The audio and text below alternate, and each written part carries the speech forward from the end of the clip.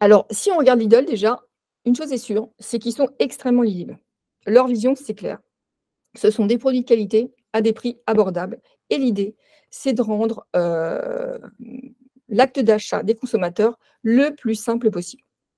Donc les valeurs qualité, simplicité et leur promesse est égale à leur vision, c'est vraiment permettre des économies substantielles à leurs clients.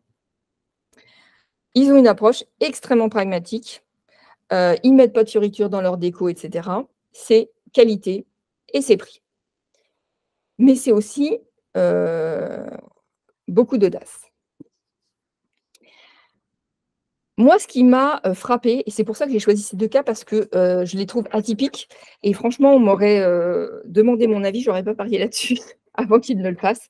Parce qu'il faut quand même savoir que, Lidl, ils ont commencé comme hard discounter. Donc bon, sur les prix, logique.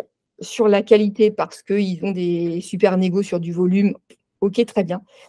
Mais ils ont réussi à passer, ces dernières années à une marque plébiscitée, par les CSP++. Et comment ils ont fait? C'est quand même assez fort, parce que j'aurais pas imaginé moi des CSP++, pardon, aller se balader dans les allées, de Lidl, sur des palettes avec des produits qui sont pas des produits de marque. En tout cas, c'était pas le cas au début. Ils avaient comme archétype de marque vraiment, le côté sage et le côté soignant, hein. C'était, relativement justement très sage et ils sont passés d'un seul coup, hem, aux archétypes explorateurs et créatifs.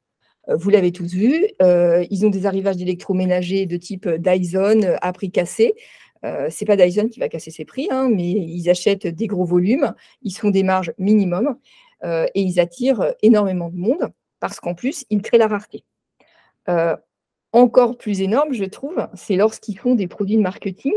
Vous avez peut-être tous vu, les baskets, bleues, jaunes et rouges, au logo Lidl.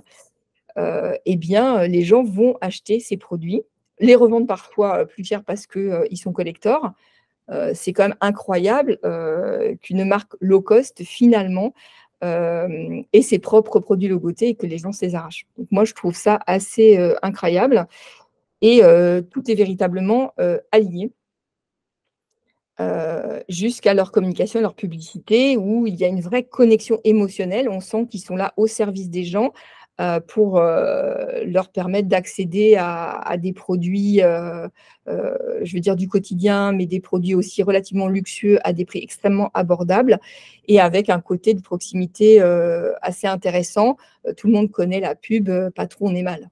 Voilà et je trouve qu'ils ont vraiment, sorti, leur épingle du jeu. C'est, je trouve un modèle extrêmement fort et quand on voit, bah, les gros, hein, que ce soit, Carrefour, Leclerc, Super U, bon, chacun a sa personnalité, mais finalement, je suis pas sûre que dans la rue, si on demandait à des gens, de donner en deux trois mots, voilà ce qu'ils pensent, de la stratégie Carrefour, je suis pas persuadée que les gens sauraient répondre.